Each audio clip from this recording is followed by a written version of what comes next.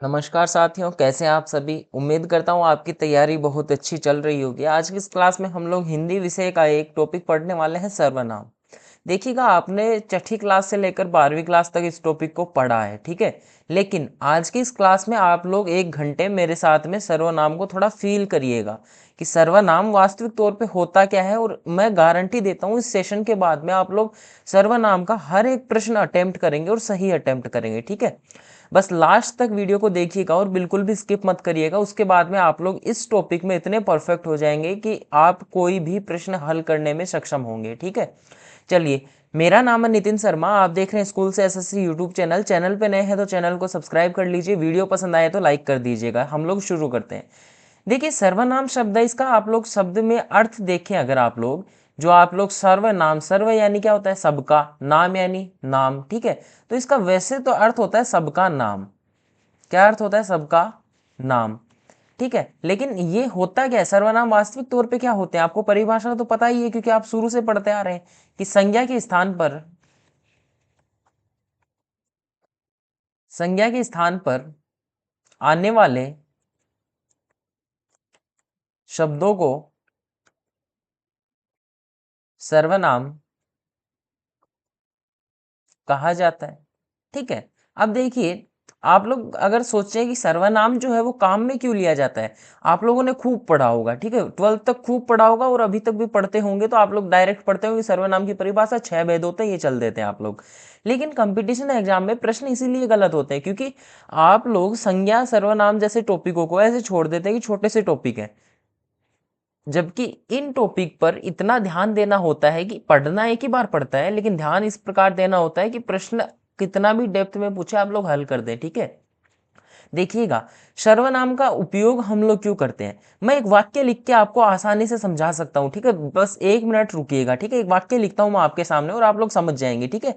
देखिए, राम जयपुर गया। मैं एक वाक्य लिखता हूं कि राम जयपुर गया, और जब तक मैं वाक्य लिख रहा हूं तब तक अगर आप लोगों ने चैनल को सब्सक्राइब नहीं किया है तो सब्सक्राइब कर लीजिए, ठीक है। राम जयपुर गया, राम ने खाना खाया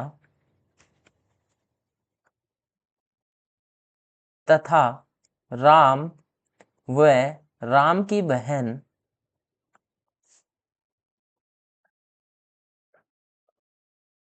परीक्षा देने चले गए। अब देखिए, ये जो वाक्य आपको दिख रहा है, ये आपने कभी कहीं किताब में देखा है ऐसा? कभी कहीं भी ऐसी किताब में देखा? और आप लोगों के सामने अगर फटाफट से ये वाक्य बोल दिया जाए ना, तो आप लोगों के सर के ऊपर से चला जाएगा ये। ऑब्वियस सी बात है, सर के ऊपर से चला जाएगा कि राम जयपुर गया, राम ने खाना खाया, व राम की बहन परीक्षा देने गए। इतनी बार राम नाम आ गया है इसमें कि जिसकी कोई हद नहीं है। राम यहाँ पे देखने को मिलता है, यहाँ पे भी राम नाम है, उसके बाद में हमने 2 बार यहाँ देख लिया। तो ये दोष जो होता है, ये पुनरुक्ति दोष होता है कि एक ही एक शब्द को हम लोग जब बार बार लिखते हैं तो वो पुनरुक्ति दोष बन जाता है, ठीक है। पुनरुक्ति दोष। तो सर्वनाम शब्द का प्रयोग किस कारण होता है, अगर एग्जाम में पूछे तो सर्वनाम शब्द का प्रयोग संज्ञा के स्थान पे इसी कारण से होता है कि पुनरुक्ति दोष का निवारण करने के लिए, ठीक है। अब देखिए, आप लोग अगर सर्वनाम का प्रयोग करते हैं, अगर सर्वनाम, ये तो घटना तब की है जब सर्वनाम जैसी चीज नहीं होती दुनिया में। लेकिन अब सर्वनाम है हमारे पास में, तो हम लोग यहाँ क्या लिखते हैं? राम जयपुर गया, उसने खाना खाया तथा वह यहां देखेंगे, वह वह यहां लिखेंगे आप लोग उसकी बहन परीक्षा देने गए। एक तो शब्द कम काम में लिए हमने, दूसरा देखने में भी अच्छा लगता है, ठीक है। तो सर्वनाम शब्द का प्रयोग क्यों होता है? पुनरुक्ति दोष के निवारण के लिए। क्लियर हुआ? कोई दिक्कत नहीं है, आप लोगों को समझ में आया इतना?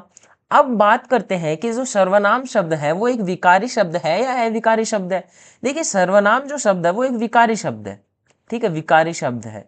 क्यों है वो देखिएगा, क्योंकि सर्वनाम जो है उसमें वचन और कारक, इन दोनों में परिवर्तन के साथ में विकार उत्पन्न होता है, ठीक है। वचन व कारक में जैसे ही हम लोग परिवर्तन करते हैं तो इसमें विकार उत्पन्न होता है।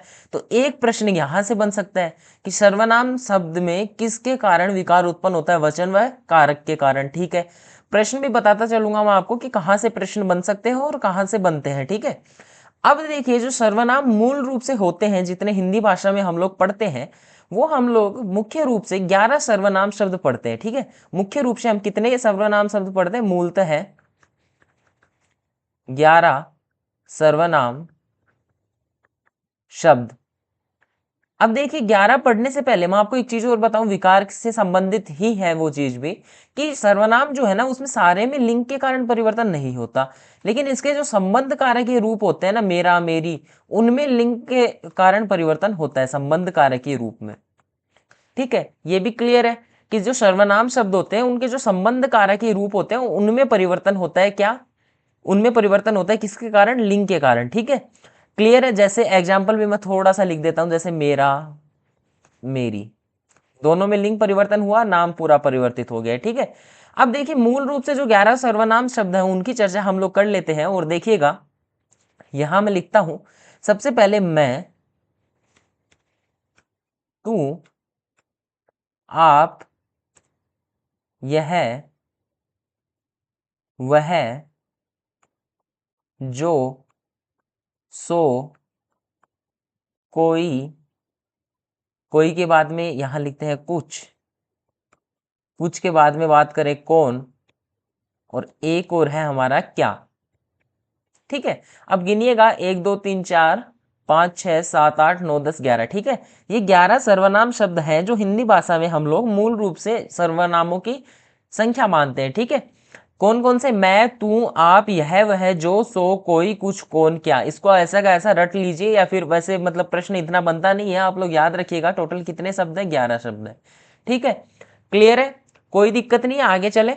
अब देखिए हम लोगों ने बेसिक जो चीजें हैं उनकी बात कर ली। एक लाइन में आपको बोलूंगा कि हमेशा याद रखिएगा, अगर आप लोग सर्वनाम पढ़ रहे हैं तो संज्ञा के स्थान पे आते हैं। ठीक है, अब आप लोग बोलेंगे सर ये तो हमें शुरू से भी पढ़ाया जा रहा है, आप ऐसा क्यों बता रहे हो याद रखने के लिए? आगे मैं समझाऊंगा, बहुत से ऐसे चीजें आएंगी कि आप लोग उसमें जहां सर्वनाम होता ही नहीं है और आप लोग सर्वनाम करके आ जाते हैं। ठीक है, वो चीज भी समझेंगे, लेकिन उसके लिए उससे पहले हम लोग सर्वनाम के भेदों की चर्चा कर लेते हैं। ठीक है, मैं एक अच्छा सा डायग्राम बनाता हूं यहाँ पे ताकि आप लोगों को याद रह सके। देखिएगा, सबसे पहले हम लोग पढ़ रहे हैं सर्वनाम के भेद। तो सर्वनाम के भेद कितने होते हैं? देखिए सर्वनाम के टोटल 6 भेद होते हैं। ठीक है, टोटल 6 भेद होते हैं। कौन कौन से? एक होता है व्यक्तिवाचक सर्वनाम, व्यक्तिवाचक सर्वनाम, क्लियर है, पहला होता है व्यक्तिवाचक सर्वनाम। दूसरा जो सर्वनाम होता है वो होता है हमारा निश्चयवाचक सर्वनाम, निश्चयवाचक सर्वनाम। ठीक है, ये भी क्लियर है। अब देखिए तीसरा जो होता है वो होता है अनिश्चयवाचक सर्वनाम। जब निश्चयवाचक याद रख ही रहे हैं तो इसी के साथ में अनिश्चयवाचक भी रख लेते हैं, तो अनिश्चयवाचक सर्वनाम। मैं सर्वनाम नहीं लिख रहा, आप लोग समझ जाइएगा, डायरेक्ट भेद लिखता हूं, अनिश्चयवाचक आ गया। ठीक है, इसके बाद में एक भेद आता है प्रश्नवाचक सर्वनाम, प्रश्नवाचक सर्वनाम, और ये इंपॉर्टेंट होता है भाई। ठीक है, प्रश्नवाचक तो बहुत इंपॉर्टेंट है, इससे प्रश्न पूछे जाते हैं। ठीक है, कितने हो गए? 4 हो गए। पांचवें भेद की बात करें, पांचवा भेद होता है हमारा संबंधवाचक सर्वनाम, संबंधवाचक सर्वनाम। ठीक है, और एक अंतिम भेद बचता है, या फिर मैं कहूं छठा जो भेद होता है वो होता है निजवाचक सर्वनाम, निजवाचक सर्वनाम।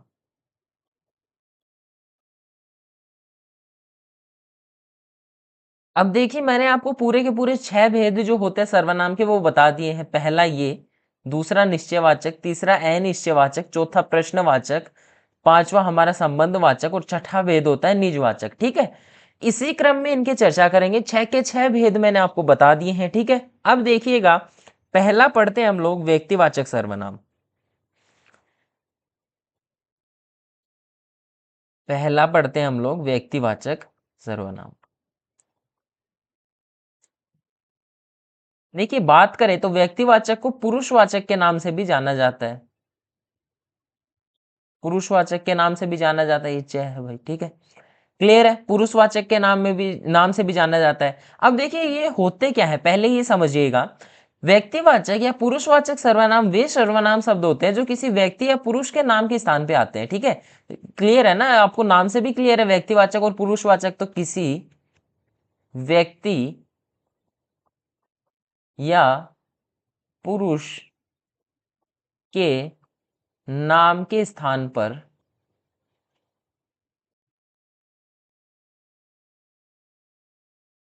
आने वाले सर्वनाम।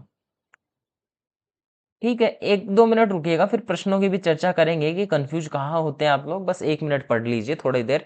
ठीक है, अगर आप लोग वीडियो अभी तक देख रहे हैं तो आपको पसंद तो आ रही होगी, तो वीडियो को लाइक कर दें और चैनल पे नए हैं तो सब्सक्राइब करना मत भूलिएगा, क्योंकि पूरी रीड की तैयारी करेंगे हम लोग इसी चैनल पे। ठीक है, देखिए व्यक्तिवाचक सर्वनाम या पुरुषवाचक सर्वनाम क्या होता है, जो व्यक्ति या पुरुष के नाम के स्थान पे आते हैं। ठीक है, इनके ना 3 भेद होते हैं। ठीक है, इनके उदाहरण तीनों भेदों में ही देखेंगे, बट इनके 3 भेद होते हैं। देखिएगा, इसके 3 भेद होते हैं।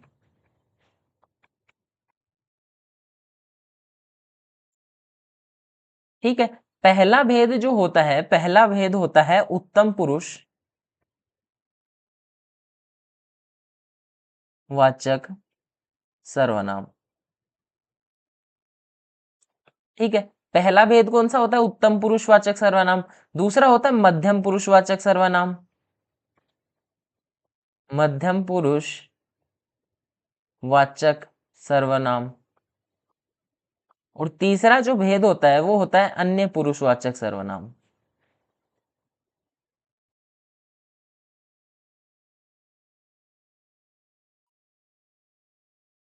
ठीक है, ये 3 भेद होते हैं। अब देखिए तीनों में अंतर क्या है और तीनों किस प्रकार से किसके लिए काम में लिए जाते हैं वो देखिए। सबसे पहले आप लोग, मैंने जैसे शुरू में कहा, थोड़ा फील करिए। उत्तम पुरुषवाचक वो होता है जो व्यक्ति खुद के लिए, खुद के स्थान पे काम में लेता है। ठीक है, खुद या स्वयं बोल सकता है हम लोग। स्वयं के स्थान पे जो सर्वनाम शब्दों को व्यक्ति काम में लेता है वो होते हैं। ठीक है, उत्तम पुरुषवाचक। मध्यम पुरुषवाचक सर्वनाम वे होते हैं जो हम लोग किसी बोलने वाले के स्थान पे, देखिए मैं पहले लिख देता हूं, बोलने वाले के, 1 मिनट, हाँ थोड़ा सा इसको स्लाइड को साइड में करते हैं जी। अब क्लियर है, इसको इरेज करते हैं। मैं आपको एक सिनेरियो समझाता हूँ। सबसे पहले देखिए, आप खड़े हैं खुद। ठीक है, आप खड़े हैं, यहाँ मैं लिखता हूँ आप खुद खड़े हैं। आप किसी दूसरे व्यक्ति से बात कर रहे हैं। ठीक है, आप लोग आपस में बातचीत कर रहे हैं। आप जो बात कर रहे हैं दोनों, वो कर रहे हैं किसी तीसरे व्यक्ति के बारे में। ठीक है, अब देखिए सीधा सीधा याद रखिए कि आप स्वयं के लिए जो करेंगे वो तो हो गए उत्तम पुरुष, आप दूसरों के लिए जो करेंगे वो करेंगे, दूसरे व्यक्ति के लिए वो मध्यम पुरुष, और जो अन्य है, तीसरे के बारे में बात कर रहे हैं, उसके लिए अन्य पुरुषवाचक सर्वनाम। ठीक है, क्लियर है, कोई दिक्कत नहीं है। अब देखिएगा, जैसे मान लीजिए बोलने वाले आप स्वयं हैं, तो आप अपने लिए जो करते हैं वो ये, और सामने वाले या जिससे बात करते हैं, जिससे बात करते हैं और जिसकी बात करते हैं। क्लियर है, तीनों के तीनों भेद समझ में आए। अब आपको एक एक उदाहरण दे देता हूं मैं तीनों भेदों का। जैसे उत्तम पुरुष के बारे में, इनको इरेज करते हैं और इधर ही थोड़ा सा उदाहरण लिखते हैं, क्योंकि फिर अलग से लिखेंगे तो टाइम बहुत ज्यादा वेस्ट हो जाएगा। ठीक है, हमें बस प्रश्न सही करना है, वो देखिएगा। देखिए, सबसे पहले बात करें तो उत्तम पुरुषवाचक की चर्चा करें तो उत्तम पुरुषवाचक में वही सर्वनाम आएंगे। जैसे मैं अपने लिए बात कर रहा हूं तो मैं, हम, मुझे, मुझको, हमें। ठीक है, ये सारे जो सर्वनाम शब्द हैं ये उत्तम पुरुषवाचक सर्वनाम हो जाते हैं। उसके बाद में बात करें तो मध्यम पुरुषवाचक, मतलब सामने वाले के लिए बात करें तो अगर हमारा दोस्त वगैरह हो तो हम लोग तू लगा के बात करते हैं।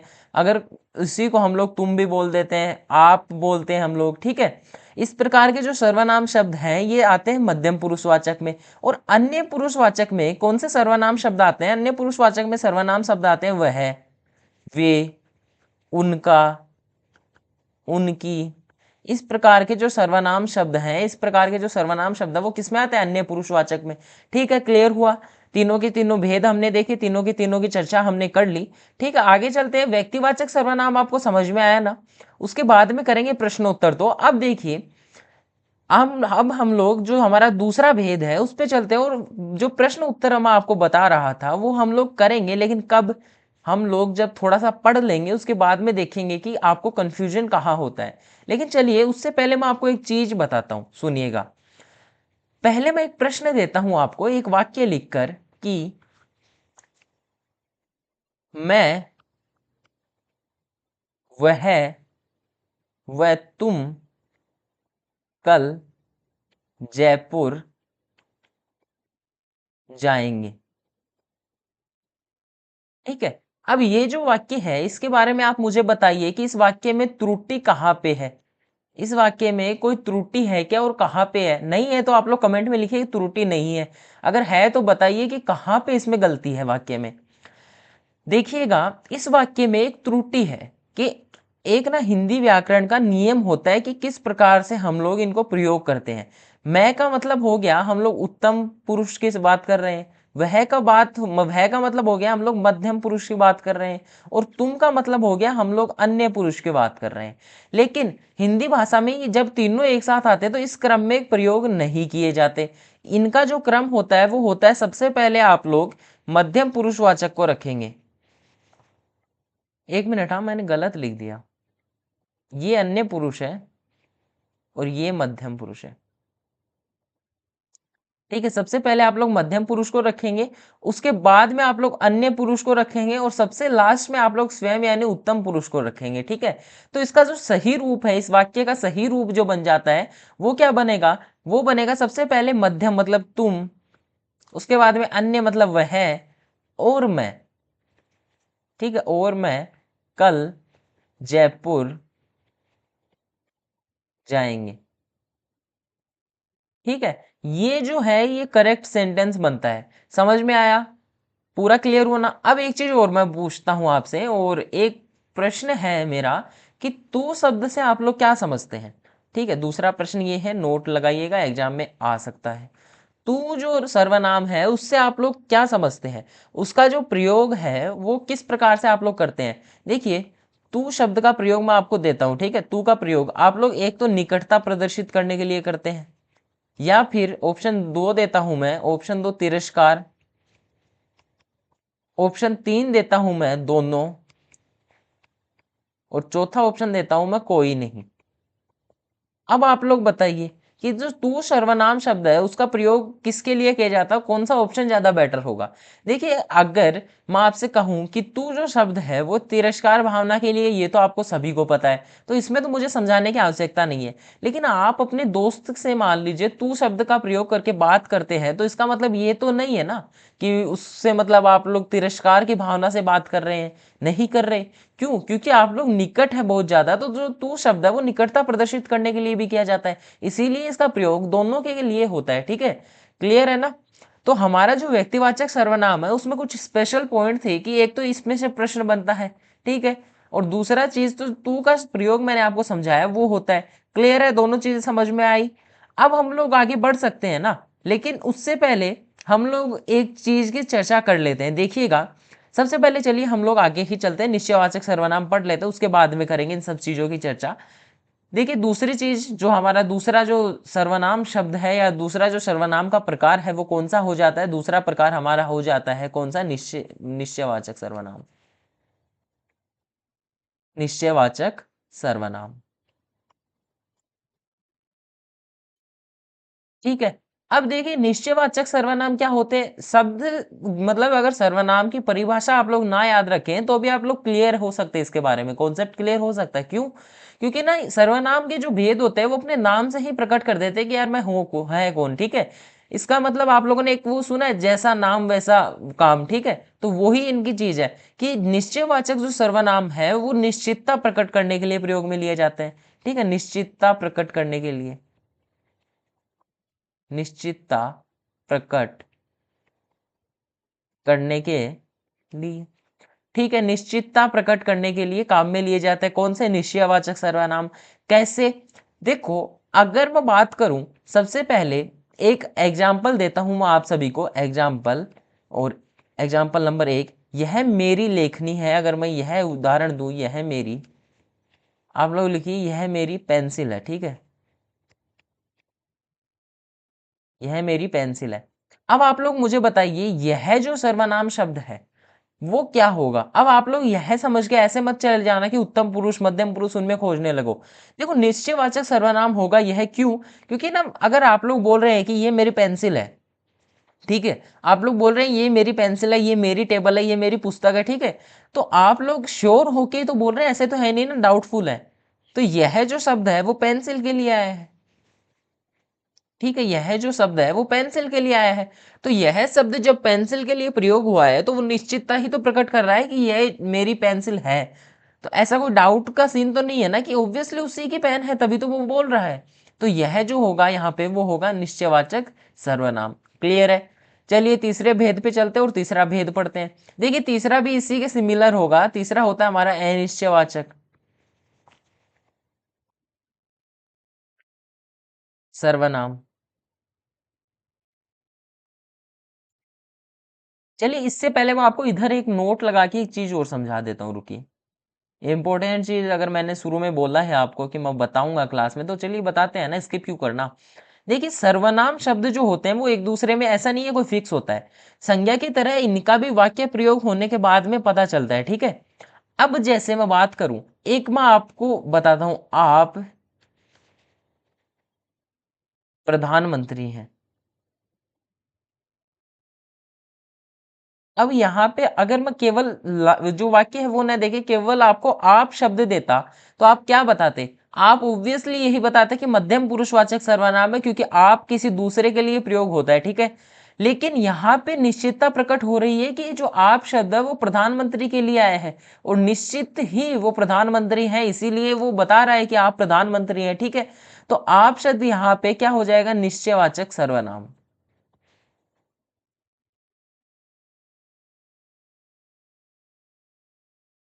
ठीक है, निश्चयवाचक सर्वनाम। अगर मैं बात करूं निश्चयवाचक सर्वनाम की, अगर आपको पहचान करनी नहीं आती या फिर आपको कोई भी डाउट हो, तो आप लोग एक चीज नोटिस करिएगा कि अगर आप वाक्य देखते हैं और आप लोग देखते हैं कि कहीं निश्चयवाचक सर्वनाम है, तो आप लोग देखेंगे कि उसके साथ में एक संज्ञा शब्द भी आएगा जिसके बारे में वो चीज बोली जा रही है, ठीक है। तो ऐसा नहीं है कि निश्चयवाचक जो सर्वनाम है वो ऐसे अकेला वाक्य में नहीं आता है कभी भी। जैसे मैंने लिख दिया मैं जयपुर जा रहा हूं, जा रहा हूं। अब यहां अकेला है, इसके मैं की कोई संज्ञा नहीं है ना, मैं जयपुर के थोड़े ना सर्वनाम है। लेकिन यह जो है वो संज्ञा किसके लिए है? पेंसिल के लिए है। तो दोनों आती है, सर्वनाम और संज्ञा दोनों वाक्य में प्रयोग होता है, ठीक है। तभी आप लोग निश्चयवाचक सर्वनाम उसको बोल देना कि अगर आपको सर्वनाम दिखे और उसके साथ में उसी की संज्ञा दिख जाए ना, तो निश्चयवाचक सर्वनाम हो जाएगा। क्लियर है? अनिश्चयवाचक सर्वनाम की अगर हम लोग बात करें, तो अनिश्चयवाचक सर्वनाम जो है वो अनिश्चितता का बोध कराता है, ठीक है। अनिश्चितता का बोध कराता है, मैं लिख देता हूं,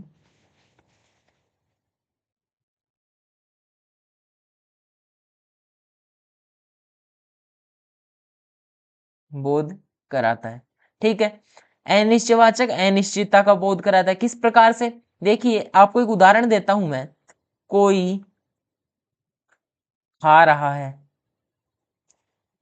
ठीक है, कोई कुछ खा रहा है, लेकिन आप लोगों को पता थोड़ी ना है कि कौन क्या है। तो जो कोई शब्द आया है किसी के स्थान पे आया, मान लीजिए दिनेश खा रहा है, लेकिन पता नहीं है ना कि दिनेश क्या खा रहा है, ठीक है। मतलब कौन खा रहा है ये नहीं पता है ना, कि दिनेश खा रहा है ऐसा थोड़ी ना पता है। तो दिनेश के स्थान पे जो सर्वनाम शब्द आया कोई, वो अनिश्चित है, पता नहीं है अभी हमें कि कौन खा रहा है। तो जो ये कोई शब्द होगा ये अनिश्चयवाचक सर्वनाम होगा।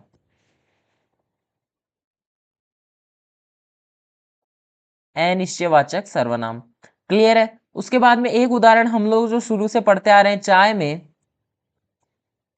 कुछ गिरा है, ठीक है। यहां पे भी क्लियर नहीं है कि चाय में क्या गिरा है, इसीलिए ये भी क्या हो जाएगा? अनिश्चयवाचक सर्वनाम हो जाएगा, ठीक है।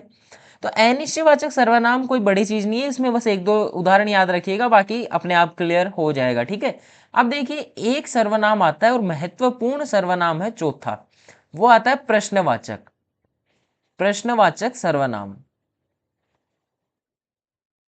अब ये महत्वपूर्ण क्यों है वो देखिए, इसमें ना क्रिया विशेषण डाल देते कभी कभी, और क्रिया विशेषण को आप लोग क्या मान लेते? संज्ञा माफ कीजिए सर्वनाम मान लेते, ठीक है। क्या होता है प्रश्नवाचक? ये सर्वनाम जो शब्द होते हैं, प्रश्नवाचक सर्वनाम शब्द, वो प्रश्न को प्रकट करते हैं। सीधी सी बात, मैंने आपको कहा जैसा नाम वैसा काम, ठीक है, प्रश्न को प्रकट करते हैं। जैसे अब मैं आपको 3 वाक्य दूंगा, तीनों वाक्यों के आप कमेंट में मुझे बताइए अभी के अभी, ताकि आप लोग फिर आंसर बदल ना सके, ठीक है। देखिए, गाना कौन गा रहा है?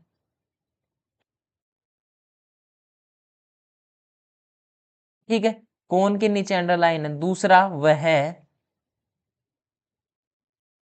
क्यों जा रहा है? ठीक है। तीसरा मैं आपसे पूछता हूं, तीसरा मैं आपको देता हूं, कक्षा में कौन पढ़ा रहा है? यहां भी मैं कौन के नीचे अंडरलाइन करता हूं।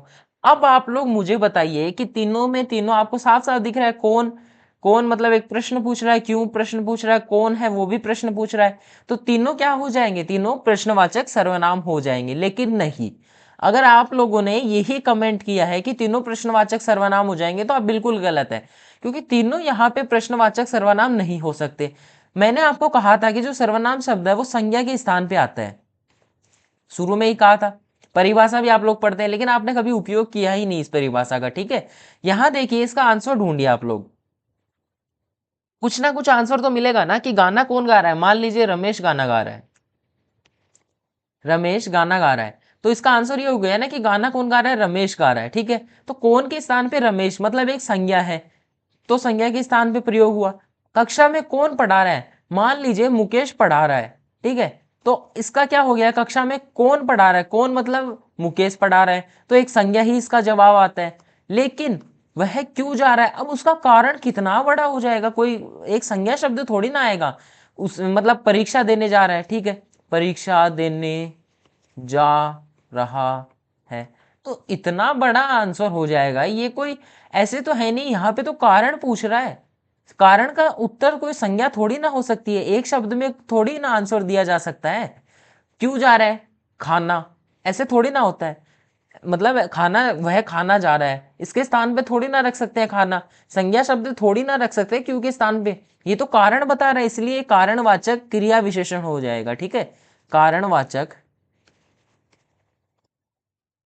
क्रिया विशेषण, ठीक है, कारणवाचक क्रिया विशेषण हो जाएगा, क्योंकि हम लोगों ने जो क्यों शब्द लिखा है वो संज्ञा के स्थान पे नहीं आया है, इसी कारण से। क्लियर हुआ? प्रश्नवाचक सर्वनाम अब थोड़ा ध्यान से करिएगा, क्योंकि यहां से अगर प्रश्न बनेगा तो डाउट क्रिएट करेगा ऑब्वियसली, ठीक है। अब चलिए अगला सर्वनाम देखते हैं, पांचवा, और पांचवा सर्वनाम है संबंधवाचक। संबंधवाचक सर्वनाम, संबंधवाचक सर्वनाम ऑब्वियसली सीधी सी बात है, जैसा नाम वैसा काम, संबंध प्रकट करता है, संबंध प्रकट करता है। किस प्रकार से? जैसे मैं आपको वापस से उदाहरण देता हूं, जो पढ़ेगा वो उत्तीर्ण होगा, ठीक है। अब यहाँ पे जो, वो, ये क्या है? ये आपस में संबंध ही तो प्रकट कर रहे हैं कि जो पढ़ेगा वो ही उत्तीर्ण होगा, अन्यथा अनुत्तीर्ण हो जाएगा, तो ये संबंधवाचक सर्वनाम हो गए। उसके बाद में, जैसे जिसकी लाठी उसकी भैंस, एक आपने मुहावरा देखा होगा, जिसकी लाठी, मतलब लोकोक्ति है ये, जिसकी लाठी उसकी भैंस, ठीक है। तो जिसकी और उसकी, ये क्या हो गए? ये संबंधवाचक सर्वनाम हो गए, क्योंकि दोनों वाक्यों में संबंध प्रकट कर रहे हैं। क्लियर है? तो संबंधवाचक सर्वनाम ये होता है। अब देखिए, ये जो आ रहे हैं इनमें इतना कुछ खास है नहीं, ये तो छोटे छोटे हैं। प्रश्न बनता है व्यक्तिवाचक सर्वनाम से और प्रश्नवाचक से, ठीक है। इनकी तो हमें बस केवल एक थोड़ी सी फॉर्मेलिटी सी पूरी करनी है, ठीक है। अब चलिए आगे चलते हैं और छठा जो सर्वनाम शब्द है उसको देखते हैं, सर्वनाम का जो प्रकार है उसको देखते हैं। छठा जो प्रकार है वो है हमारा कौन सा? निजवाचक सर्वनाम।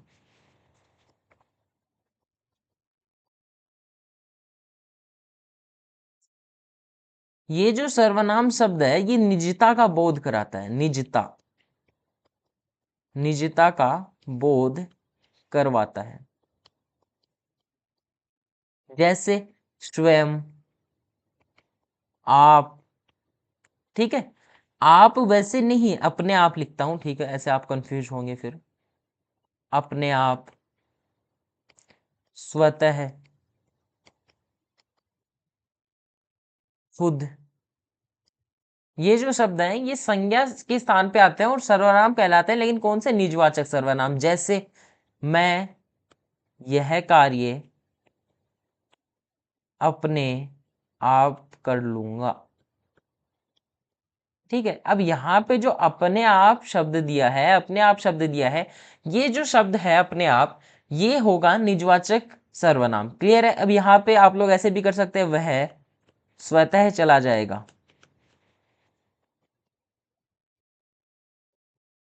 अब यहाँ पे स्वतः जो है वो क्या हो जाएगा? वो निजवाचक सर्वनाम हो जाएगा। क्लियर है? तो आपको सर्वनाम समझ में आया ना कि सर्वनाम क्या होता है, निजवाचक सर्वनाम क्या होता है। तो यहाँ पे हम लोगों ने पूरा का पूरा टॉपिक कंप्लीट किया है। अब एक चीज छूटती है सर्वनाम में, वो हम पढ़ेंगे कि इसमें शॉर्ट्स वीडियो में मैं आपको अपलोड करके दूंगा। मैं आपको 7 से 8 कुछ एक मतलब सेंटेंस दूंगा और उनमें अंडरलाइन की होगी, आप लोग उसमें मुझे बताइएगा कि कौन सा सर्वनाम होता है, और वो एक ही नाम होगा। जैसे आप शब्द के मैंने आपको 5 से 6 सेंटेंस दे दिए, अब आप लोग बताएंगे कि उनमें कौन कौन से सर्वनाम है, क्या क्या है, ठीक है। तो चलिए, मैंने मेरी तरफ से अभी टॉपिक लगभग कंप्लीट कर दिया है, और आप अपनी तरफ से कितना याद कर पाए हैं, कितना याद करेंगे, वो मुझे बताइएगा। कुछ नहीं समझ में आया तो भी कमेंट सेक्शन में बताइएगा। मिलते हैं आप लोगों से कल एक नए टॉपिक के साथ में, एक नए जोश के साथ में। अगर चैनल पे नए हैं तो सब्सक्राइब कर देना और वीडियो को लाइक करके भी जाना।